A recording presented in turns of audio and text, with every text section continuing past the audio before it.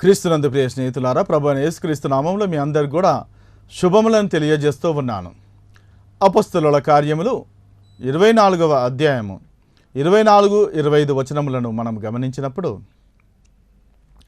కొన్ని దినములైన తరువాత ఫేలిక్సు యూదురాలైన ద్రుస్కిల్లా అను తన భార్యతో కూడా వచ్చి పౌలును పిలిపించి క్రీస్తు యేసునందలి విశ్వాసమును గూర్చి అతడు బోధింపగా వినెను.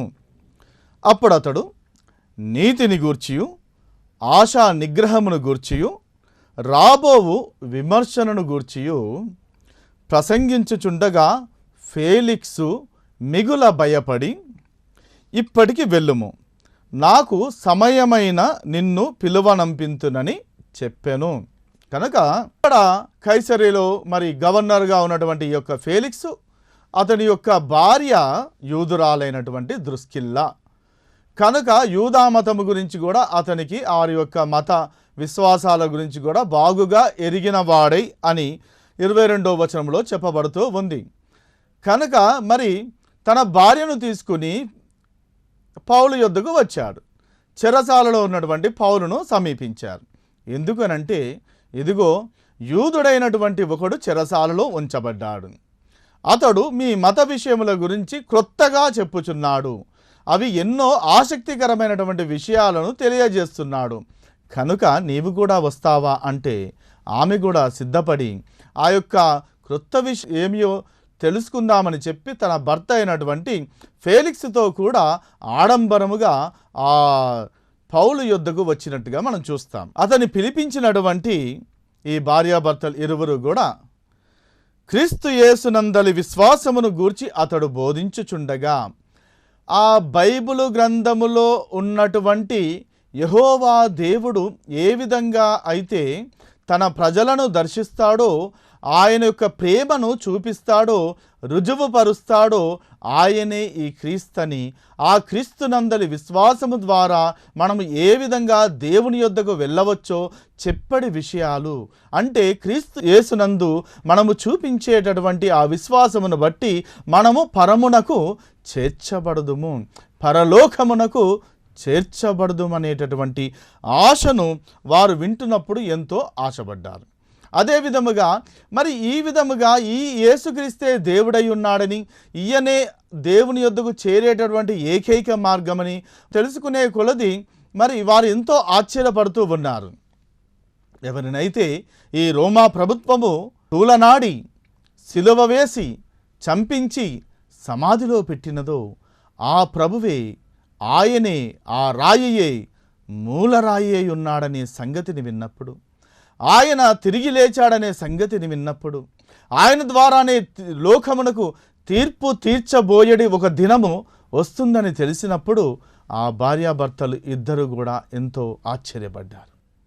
అంతేకాకుండా యేసుక్రీస్తు ద్వారా ఇంకా జరిగేటటువంటి సంగతులను కూడా ఆయన విశదపరుస్తున్నప్పుడు, బోధిస్తున్నప్పుడు, అప్పుడు అతడు నీతిని గూర్చియు ఆశా నిగ్రహమును గూర్చియు రాబోవు విమర్శను గూర్చియు ప్రసంగించుచుండగా, అంటే యేసుక్రీస్తు మానవాళి కొరకు ఏమి చేశాడో ఆయన చెప్పాడు. అదే విధముగా యేసుక్రీస్తు దేవుని యొక్క నీతి ఏమై ఉన్నదో ప్రకటించాడు. ఆ నీతిని యావత్తును కూడా ఆయన నెరవేర్చాడు అనే సంగతిని కూడా, ఆ నీతి ఆయనే అయి ఉన్నాడనే సంగతిని కూడా అతడు ప్రసంగిస్తూ ఉన్నాడు, బోధిస్తూ ఉన్నాడు, వారికి అర్థమయ్యేటట్లు చెప్పుచూ ఉన్నాడు, మాట్లాడుచున్నాడు. కాబట్టి ఆ నీతి విషయం గురించి, అదే విధముగా దేవుని యొక్క ప్రేమ ఏమై ఉన్నదో యేసుక్రీస్తునందు ప్రకటింపబడ్డది గనుక అది నీతి అనేటటువంటి కార్యము. దేవుడు మానవుల ఎడల శ్రద్ధ, ఎడల ప్రేమ, దయ కలిగి ఉన్నాడనేటటువంటిది ఇక్కడ కనబడుతూ ఉంది. అదే విధముగా ఆశా నిగ్రహము కూడా కలిగి ఉండాలి. మనము ఈ యేసుక్రీస్తు ప్రభువారిని మనం అనుసరించాలంటే, ఆయన యొక్క శిష్యులం అనిపించుకోవాలనుకుంటే మనము ఆశా నిగ్రహము కలిగినటువంటి వారమై ఉండాలి అని, ఈ లోక పాప భోగేచ్ఛల నుండి విడుదల కలిగి మనకు అన్నిటి నుంచి కూడా మరి విడుదల అంటే వదిలించుకొని మనకు ఉన్న వాటిలో తృప్తిపరచబడి మనకు ఉన్న వాటిని బట్టి దేవుని స్తుతించినప్పుడు ఆ ఆశా నిగ్రహమును బట్టి మరి దేవుని నిమిత్తము, ఎందుకంటే ఈ లోకము కాదు శాశ్వతము, పరలోకం అనేది శాశ్వతమైనటువంటి కాలము ఆ యొక్క పరలోకము. కనుక ఆ పరలోకములో నిత్య నివాసము మనం కలిగి ఉండాలని దేవుడు మనలను సృష్టించాడు. ఎందుకు సృష్టించాడు అనంటే తన మహిమ కొరకు సృష్టించాడు మొదటిది. అదే విధముగా తన యొక్క సాన్నిహిత్యంలో తనతో సహవాసము కలిగి ఆయనను స్తుతిస్తూ ఆయనను మహిమపరుస్తూ అందరి ముందర సాక్ష్యము కలిగి ఎల్లప్పుడూ కూడా ఆయన నిమిత్తము జీవించాలని ఆయనకు విరోధి అయినటువంటి సాతాను మీద అధికారం కలిగినటువంటి వారై, అతడి యొక్క తలను చితకగొట్టినటువంటి వారై, దేవుని సన్నిధిలో దేవుని బిడ్డలుగా దేవుని శక్తి కలిగి జీవించేటటువంటి వారిగా ఉండాలని ఆయన మన ఎడల కోరుకుంటూ ఉన్నాడు. ఇది ఆశా నిగ్రహమై ఉన్నది. ఒకవేళ నీకు ప్రకటింపబడినటువంటి సువార్తను నువ్వు విని కూడా, ఒకవేళ దేవుని యొద్దకు చేరేటటువంటి మార్గము నీకు తెలిసి కూడా ఈ ఆశా నిగ్రహం అనే దానిని నీవు పాటించక నీకు ఉన్న వాటిని బట్టి సుఖములో వ్యామోహములో మరి వాటిల్లో పడి పాపములో పడిపోయి అదే నిజమైనటువంటి జీవితం అని నీవు జీవిస్తూ ఉంటే, నీ యొద్దకు తేబడినటువంటి సువార్త నీ యొక్క హృదయము నిన్ను గద్దిస్తూ ఉంటే ఆ మాటను వినక, నీకు బోధిస్తున్నటువంటి బోధకుల యొక్క మాటలను వినక ఉంటే, అప్పుడు ఆ యొక్క తీర్పు అనేది నిశ్చయము. ఇది ఏదో మాటల గురించి చెప్పేటటువంటి విషయాలు కాదు, ఏదో ఊరికే భయపెట్టాలని పలికే విషయము కాదు. ఒక దినాన నరకం అనేది ఉంటూ ఉంది. ఆ నరకము చాలా ఘోరమైనటువంటిది. మనం చూస్తూ ఉంటాం, అనేక మంది కూడా ఈ లోకములో ఉండగా తమ యొక్క ఆరోగ్యము బాగుండాలని చెప్పి ఎన్నో వ్యాయామాలు చేస్తూ ఉన్నట్లుగా, ఎంతో శరీరమునకు బలము కలగాలని చెప్పి ఎంతో కాలము మరి ఆరోగ్యముగా జీవించాలని చెప్పి అనేకమైనటువంటి వైద్య సలహాలను పాటిస్తూ ఉంటారు, ఆరోగ్య సూత్రాలను నేర్చుకుంటూ ఉంటారు. వీటిలన్నిట్లో నుంచి కూడా తమ జీవితాన్ని మరి ఎంతో చక్కగా జీవించాలనే కోరిక కలిగినటువంటి వారిగా ఉంటూ ఉంటారు. పాపము వలననే దాదాపుగా 70-80% మనకి రోగాలు కలుగుతూ ఉంటాయి. కానీ దేవుడు ఆ పాపములను రోగాలను అన్నిటినీ కూడా ఆయన వ్యసనాక్రాంతుడుగా అన్నీ భరించి మన నిమిత్తం సమస్తం నెరవేర్చాడు. ఇది మనం తెలుసుకోవాలి. తెలుసుకున్నప్పుడు మనము ఈ పాపమును జయించగలము, ఈ రోగాల నుంచి కూడా మనకు స్వస్థత కలుగుతుంది. ఇది నమ్మలేనటువంటి మనము మన నిమిత్తము మన స్థానములో మనకు రావలసినటువంటి ఆ రోగాలన్నిటినీ, ఆ పాపమునంతటిని, మన శిక్షను, మరి ముఖ్యముగా మరణం అనేటటువంటి శిక్షను ఆయన పొంది ఉన్నాడు. కాబట్టి మరి ఆ మరణాన్ని, ఈ దుఃఖ వేదనలన్నిటినీ, శ్రమలను, ఈ బంధకాలన్నిటి నుంచి కూడా, ఆ మరణ వేదన అనేటటువంటి బంధకాలన్నిటినీ కూడా ఆయన జయించాడు. కాబట్టి నీ జీవితంలో మేలు చేయటానికి ఆయన సరైనటువంటి దేవుడు. ఆయన నిన్ను ప్రేమిస్తూ ఉన్నాడు. ఇది తెలుసుకోవాలి. ఆయన నీతి వెల్లడి అయినది. నీవు ఆశా నిగ్రహము కలిగి వాటికి మరి పాప భోగేచ్ఛల నుంచి విడుదల పొంది దేవుని నిమిత్తము ఇక ముందుకైనా కూడా జీవించాలని, ఇక్కడనే మీరు పరలోకానికి పునాది వేసుకోవాలని ఆయన కోరుకుంటూ ఉన్నాడు. ఇక్కడ వేయబడినటువంటి పునాది చాలా స్థిరమైన పునాది, బలమైన పునాది. ఇక్కడ దేవుని నిమిత్తము నువ్వు వేసే ప్రతి రాయి కూడా, వెచ్చించేటటువంటి ప్రతి సమయము కూడా, ఇవన్నీ కూడా వేల రెట్లుగా దేవుడు పరలోకములో నీకు నిత్య నివాసములో ఎంతో అమూల్యమైనటువంటి రత్నముల చేత దాన్ని కట్టుచూ ఉన్నాడు. అక్కడ దాని ప్రతిఫలాన్ని నీవు చూస్తావు. ఎల్లప్పుడూ కూడా దేవుని యందు ఆనందించే కృపను దేవుడు నీకు అనుగ్రహించబోతూ ఉన్నాడు. కనుక ఈ ఆశా నిగ్రహమును గూర్చి ఇప్పటికీ వినకపోతే తీర్పు అనేది ఒకటి ఉంటే ఉంది. ఆ తీర్పు నిత్య నరకాగ్ని. ఏ విధంగా అయితే శారీరకంగా ఆరోగ్యము కలిగి నీవు ఉండాలనుకుంటావో, ఏదో ఒక విధము చేత ఏదైనా అనారోగ్యము కలిగినప్పుడు, బాధపరుస్తూ ఉన్నప్పుడు, డాక్టర్ల యొక్క సహాయము నీవు కోరుకున్నప్పుడు, నీకు ఆ బాధ నుంచి నివారణ కలిగించడానికి వారు చేసేటటువంటి ప్రయత్నాలు, ఏదైనా ఆపరేషన్ చేసినా, నీకు ఏదైనా ఇంజెక్షన్ ఇవ్వాలన్నా, నీలో లోపముగా ఉన్న దానిని తీసివేయాలన్నా కూడా అక్కడ కలిగేటటువంటి బాధ నుంచి అయ్యా దేవా పాపిని నన్ను క్షమించు అని అప్పుడు నీ వేడుకుంటున్నావే, అది ఒకసారి ఆలోచన చేసినప్పుడు, ఇదిగో ఈ లోకములోనే ఇటువంటి బాధనే, మన శరీరంలో ఉంచబడినటువంటి ఆ ముళ్ళునే, ఆ బాధనే నీవు భరించలేకపోతుంటే, నిత్య నరకాగ్నిలో ఎల్లప్పుడూ నువ్వు కూడా బగబగమని కాగుచున్నటువంటి ఆ యొక్క అగ్నిలో మండుచున్నటువంటి ఆ వేదనలలో నీవు ఎప్పుడు కూడా పళ్ళు కొరుకుచు, ఎప్పుడు కూడా శాంతి లేక జీవించేటటువంటి దాన్ని బట్టి ఇంకా ఎంత బాధపడతావో నీవు ఆలోచన చెయ్యి. ఈ లోకములోనే మరి ఆ యొక్క వైద్యులు నీకు సహాయం చేయాలని నీ కాల్లో నుంచో, నీ శరీరంలో నుంచో ఏదో ఒక అవయవమును తీసి దాన్ని బాగు చేయాలని చూసినప్పుడు ఎంత వేదన నీవు అనుభవిస్తున్నావో అప్పుడు నీకు దేవుని స్మరణకు వస్తూ ఉన్నాడు. దేవుని నీవు జ్ఞాపకం చేసుకుంటున్నావు, నా పాపమును క్షమించాను వేడుకుంటున్నావు. అది తీరిన తర్వాత మళ్ళీ అదే విధమైనటువంటి శిక్షావిధిలోనికి వెళ్ళిపోవచ్చావన్నా. ఒక్కసారి మారు మనసు పొందినాక, దేవుని నీతిని తెలుసుకున్నాక తిరిగి మనం అటు వెళ్ళకూడదు. అది చేసేది పని కుక్క పంది ఉన్నటువంటి సామెతను దేవుడు చెప్పాడు, వాక్యం అంటుంది. తిరిగి వాటి జోలికి ఆ రెండే వెళ్తాయి, ఇంకెవ్వరూ పోరు.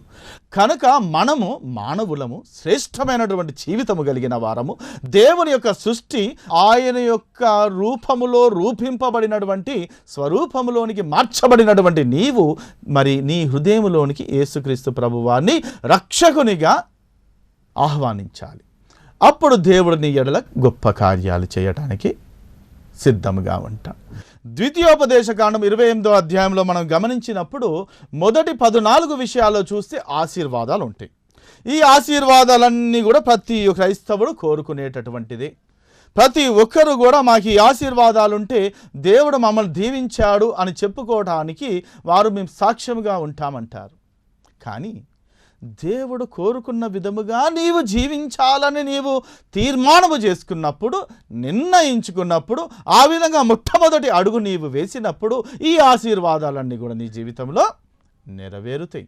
అంతేగాని మరి దేవుడు చెప్పిన విధముగా కాకుండా మరి ఆ 14వ వచనం వరకు వచ్చేసరికి మరి దేవునికి అసహ్యకరముగా జీవిస్తే, ఆయనకు ఆయాసకరముగా జీవిస్తే, మరి దాని తర్వాత ఉన్నటువంటి 68 వచనాలలో ఉన్నటువంటి ప్రతి విధమైనటువంటి మరి శాపములు కూడా వస్తాయని మనము తెలుసుకోవాలి. బైబిల్ అంతటిలో కూడా 3 భాగాలుగా విభజిస్తే ఒక భాగము మొత్తము కూడా నరకమున్నదనే దాని గురించి, మరి దానికి కలిగే శిక్షణ గురించి బోధిస్తూ ఉంది. కనుక నరకం ఉంది అని అంటే, బాధ ఉంది అని అంటే ఎవరు కూడా వినటానికి కూడా మరి ఎవరు ఇష్టపడేటటువంటి వారు కాదు. ఆశీర్వాదాలు కావాలి, మేలులు కావాలి అంటూ ఉన్నారు, కానీ దేవునికి ఇష్టపూర్వకముగా కూడా జీవించాలి. అందుకే ఆ ఫేలిక్స్ కూడా వెళ్ళిపోయాడు, మళ్ళీ ఇంకోసారి వింటానని. అంటే ఆ రక్షణ భాగ్యమును అతడు వదులుకున్నాడు. అతడు యూదుల ధర్మశాస్త్రం అంతా తెలిసిన వ్యక్తి అయినా మర్చిపోయాడు. ఆశీర్వదింపబడేటటువంటి వ్యక్తి జీవితంలో కలిగేటటువంటి మేలులు ఏ విధంగా ఉంటాయో మనము వీటిలో చూడవచ్చు. మనము గమనించినప్పుడు ఈ 14 వచనాల్లో 27 ఆశీర్వాదాలు ఉన్నాయి. తర్వాత 54 వచనములలో 112 శాపములు కూడా ఉంటూ ఉన్నాయి.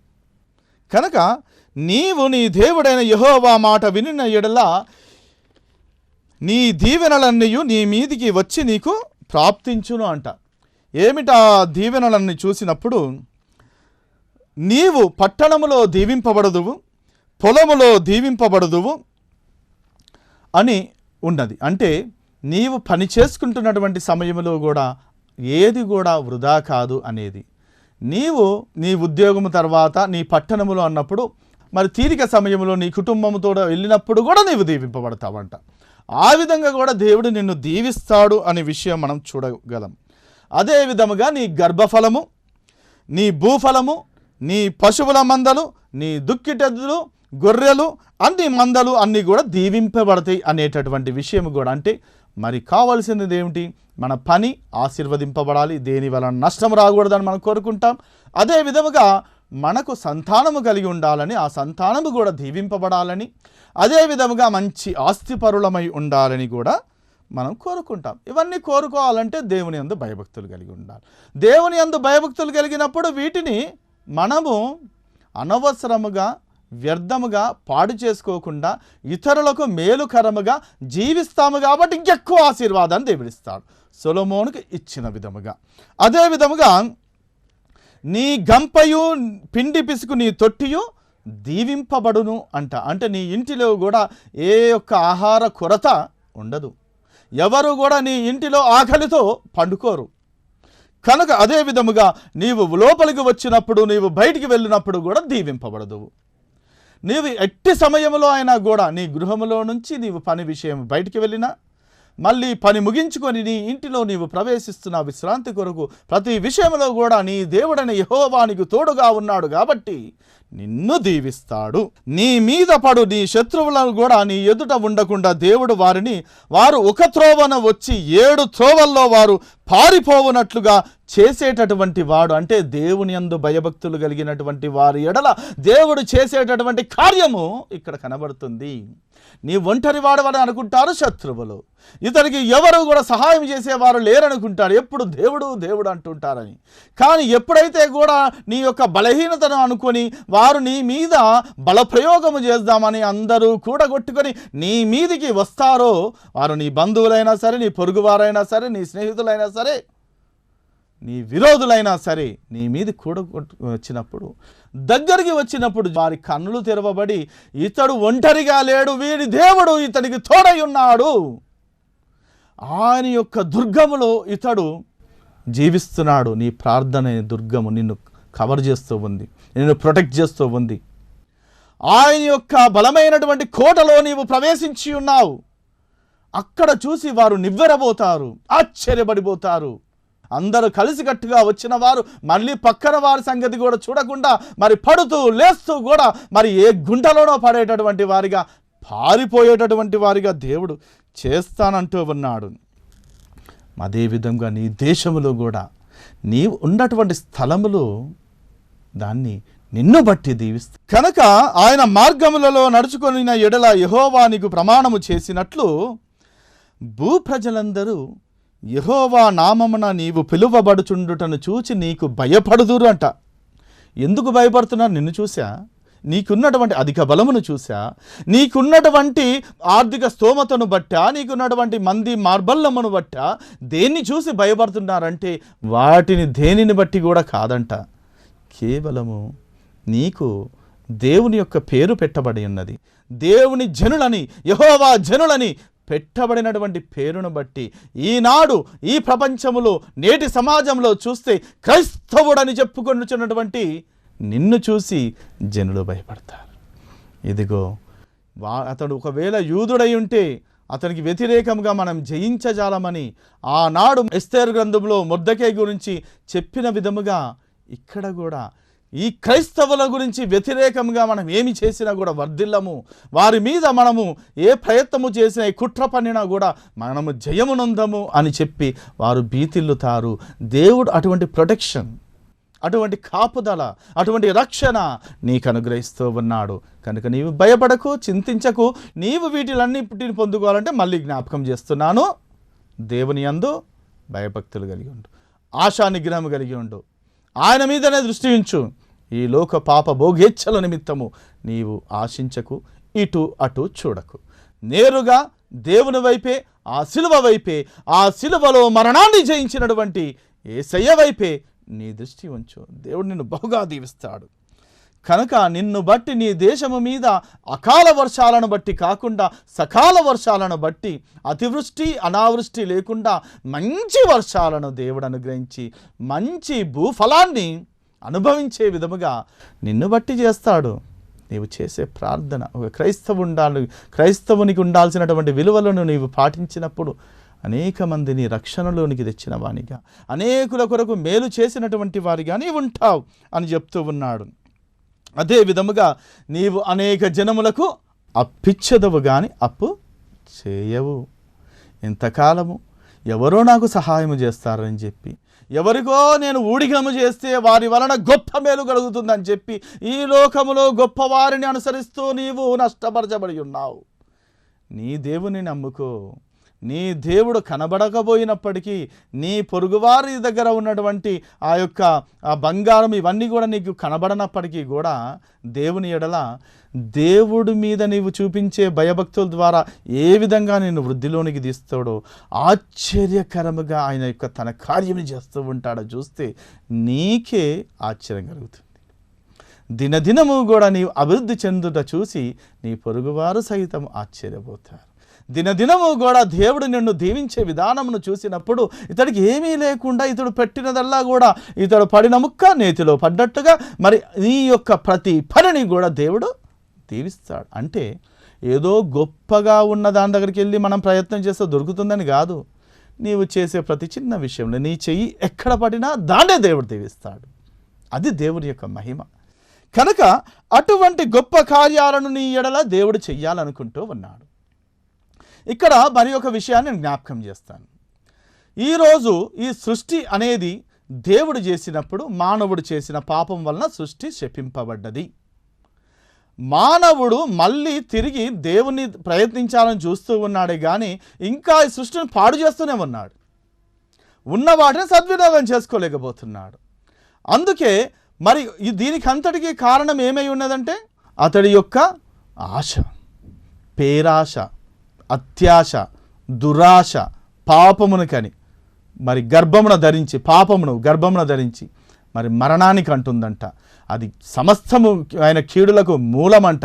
ఇది ఏంటి అనంటే మానవుడు తనకు కావాల్సిన దాన్ని దేవుడిస్తూ ఉంటే ఆయురారోగ్యాలను ఇస్తున్నాడు, మరి కావాల్సినటువంటి ఆహారాన్ని ఇస్తున్నాడు, చక్కని కుటుంబాన్ని ఇస్తున్నాడు, చక్కని దీవెనలు ఇస్తున్నాడు. అయినా కూడా ఇంకేదో కావాలని వెర్రులు చేస్తూ మరి చివరికి తమ ప్రాణమునే పోగొట్టుకొనిచున్నటువంటి వారిగా ఉంటున్నారు. దాని వలన ప్రయోజనం ఏమిటి? వారు దీన్ని బట్టి వారి సుఖమును బట్టి వారికి ఉన్నటువంటి అత్యాశను బట్టి ఈ ప్రకృతిని ఈ సృష్టిని పాడు చేసేటటువంటి వారిగానే ఉంటున్నారు. కానీ ఏ విధముగా కూడా దేవుని కొరకు మీరు అనగా నీవు పరలోకానికి వెళ్ళాలంటే నీ గురించి నీవే బ్రతుకుతే నరకానికి పోతావు, పరుల గురించి నీవు బ్రతుకుతే పరలోకానికి పోతావు అనే సూత్రాన్ని నీవు వెంబడించు. యేసయ్య కూడా ఒకే మాటలో ధర్మశాస్త్రమునంతటిని నిన్ను వలె నీ పొరుగువానిని ప్రేమించమని సెలవిచ్చాడు. మొట్టమొదట నీ దేవుడైన యెహోవాను నీ పూర్ణ ఆత్మతోనూ, నీ పూర్ణ శక్తితోనూ, నీ పూర్ణ బలముతోనూ ఆయన ప్రేమించు. దేవుణ్ణి ప్రేమించినటువంటి వారికి ఆశీర్వాదాలన్నీ మెండుగా దయచేస్తాడు దేవుడు.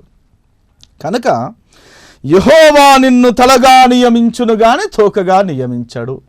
నీవు తల ఎత్తుకొని జీవించేవానిగానే ఉంటావు కానీ తల దించుకొని జీవించేవానిగా నీవు ఉండవు అని అంటున్నాడు ఆయన. అనగా నిన్ను శిరస్సుగా చేస్తానంటున్నాడు. నీవు తలదించుకొని ఒకరి క్రింద ఎందుకు బానిసత్వపు బ్రతుకు? ఎందుకు ఆ ఎంగిలి మెతుకుల గురించి నీవు ఆశిస్తున్నావు? నిన్నే అనేక మందికి ఆశీర్వాదకరంగా అది చేయాలనుకుంటున్నాడు.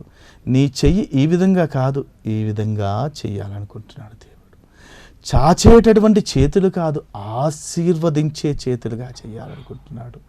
నిన్ను ముట్టుకుని వారు, నీతో మాట్లాడేటటువంటి వారు, నీతో సహవాసము చేసేటటువంటి వారు, నీ మాటలు వినేటటువంటి వారు, నీ పొరుగున ఉన్న వారందరూ కూడా ఇతనిలో ఏదో గొప్ప ప్రత్యేకత ఉంది, ఈమెలో ఏదో గొప్ప స్థానం ఉంటూ ఉంది, వీరితో ఉంటే నా బ్రతుకు కూడా బాగుపడుతుంది, నా జీవితాన్ని నేను యేసయ్యకు అంకితం చేసుకుంటాను, వీరి వల్ల నేను కూడా జీవిస్తాను అనే విధముగా నిన్ను మార్చబోతున్నాడు ఈ దేవుడు. ఈ ఆశీర్వాదం అదే అంటున్నాడు, నీవు పైవాడగా ఉందువు గాని కింది వాడవుగా ఉండవు. మనము ఈ విధంగా కాదు, ఈ విధంగానే ఉండాలి. 10 మందికి సహాయము చేసే రీతిగా, 10 మందికి కప్పేటటువంటి వారిగా, 10 మందికి ఆశ్రయము కల్పించేటటువంటి వారిగా, 10 మందిని కూడా ఉపాధి కలిగించేటటువంటి వారిగా ఉండాలి. ఈనాడు ప్రముఖ వ్యాపార సంస్థలు కానీ లోకములో ధనవంతులైనటువంటి వారిని చూస్తే కూడా ఎంతోమంది దేవునికి టైత్ ఇచ్చి గొప్పవారయ్యారా అని ఆలోచన చేస్తే టైత్ వారు ఉంచుకొని 90% దేవునికి ఇచ్చారు. అందుకే వారు అంతగా ఆశీర్వదింపబడ్డారు. ఈనాడు ప్రముఖ కంపెనీలు ఏవైనా కూడా మీరు ఆలోచన చేయండి, తెలుసుకోండి, అవన్నీ కూడా క్రైస్తవ కంపెనీలు అయి ఉంటున్నాయి. కనుక మరి యేసుక్రీస్తునందు ఉన్నటువంటి దీవెనలు ఈ విధంగా ఉంటూ ఉన్నాయి. ఇక శాపాల గురించి వినటానికైనా ఎవరికి కూడా ఇష్టం ఉండదు. కైనా మనం చదువుకోవాలి. ఎందుకనంటే వాటిని తెలుసుకున్నప్పుడే ఈ ఆశీర్వాదాలు ఏమిటో మనకు, వాటి విలువ ఏమిటో మనకు తెలుస్తుంది. 15వ అధ్యాయము నుంచి 15వ వచనము నుంచి మరి ఆ 68వ వచనం వరకు చూస్తే 112 శాపాలు ఉన్నాయి. అంటే మొట్టమొదట ఈ దేవుణ్ణి బట్టి కాకుండా, యేసయ్యను బట్టి కాకుండా పూజించినా సేవించినా అది ఘోరమైనటువంటి తప్పిదము, అపరాధము దేవుని ఎడల నీవు చేస్తున్నావు. అంటే నిజమైనటువంటి పరలోక మార్గము నీకు తెలిసి ఉండి వేరొక మార్గం ఎందుకు అనుసరిద్దామనుకుంటావు? ఆ మార్గము ప్రేతలు ఉన్నవి, అవి రమ్ము రమ్మను పిలుస్తున్నవి. అది నిర్ణయింపబడినది, ఆ పాతాళము నిర్ణయింపబడ్డది అపవాదికి, వారికి అనుచరులకు, వారిని అనుసరించే దూతలకు, ఆ క్రూర మృగమునకు, ఆ మహాఘట సర్పమునకు. అది అటువంటి మార్గంలో నీవు వెళ్ళాలని కోరుకోకు. యేసయ్య చూపించిన మార్గంలో, ఇరుకైన మార్గమైనా సరే కొద్దిపాటి బాధలను వేదనలు అనుభవించినా కూడా నిత్యత్వము నీకున్నదని అనేక మందిని నీతో పాటు తోడుకొని వెళ్తున్నావు పరలోకానికి అని చెప్పి సంతోషించు. అటువంటి కృపా దీవెన నీకు, నీ కుటుంబానికి ప్రభువు దయచేయునుగాక. నిన్నెల్లప్పుడూ దీవించునుగాక. ఇది మొదలుకొని నిన్ను ఆశీర్వదించునుగాక. నీ బ్రతుకులో గొప్ప మార్పును దయచేయునుగాక. నీ పాత స్థితిని నీకు జ్ఞాపకము చేయకుండానుగాక. నిన్ను అనేకులకు మరి ఆశీర్వాదకరంగా నిన్ను దేవుడు దయచేయునుగాక. ఆమేన్. పరిశుద్ధుడా, ప్రేమ కలిగిన మా పరలోకపు తండ్రి, మీకే వందనాలు, స్తుతులు, స్తోత్రం తండ్రి. ప్రభా నాయన యేసయ్య ప్రభా, నీ ఉన్నదే పరలోకము నాయన, నీవు లేనిదే నరకము తండ్రి. తండ్రి ప్రభా, మిమ్మల్ని కనుగొన్నటువంటి వారికి ప్రభా నిత్య జీవమును కనుగొనుచున్నారు ప్రభా. మీ మాటలు విన్నటువంటి వారు ప్రభా నాయన మీ రాజ్యములో ప్రవేశిస్తున్నారు తండ్రి. మీరు లేనిదే ప్రభా నాయన నరకము తండ్రి ప్రభా, అది అగ్నితో బాధింపబడినట్లుగా ఉంటుంది నాయన ప్రభా. మీరు లేని జీవితము తండ్రి ఈ లోకములో అయినా తర్వాతి జీవితంలో అయినా కూడా ఆ భయంకరమైనటువంటి జీవితము, ఆ భయంకరమైనటువంటి జీవితము నుంచి మీ బిడ్డలను ప్రభా నాయన వీక్షిస్తున్నటువంటి ప్రేక్షకులను రక్షించి మీ కృపలో భద్రపరిచి నిత్య రాజ్యములోనికి వారసులుగా వారిని ఇప్పుడే చేయమని యేసయ్య మా నామమున ప్రార్థిస్తూ తండ్రి, ఈ ప్రోగ్రాం స్పాన్సర్ చేసినటువంటి బిఎన్ విజయ్ కుమార్ గారిని, అతనిని మరి అతడు చేస్తున్నటువంటి పనిని ప్రభా, అతడు ప్రభా నాయన మరి యొక్క ప్రజాసేవలో ఉండగా అతన్ని బహుగా దీవించండి ప్రభా. మరి నిజమైనటువంటి నాయకుడు ఈ విధంగా ఉండాలని ప్రజలు హర్షించే విధముగా అతన్ని దీవించండి ఆయన. వారి తల్లిదండ్రులను, తోబుట్టువులను దీవించి ఆశీర్వదించమని, వీక్షిస్తున్న ప్రతి ప్రేక్షకుని జీవితంలో మేలును అనుగ్రహించమని నజరేయుడైన యేసుక్రీస్తు నామమున ప్రార్థన చేస్తున్నాం పరమ తండ్రి. ఆమేన్. ఆమేన్.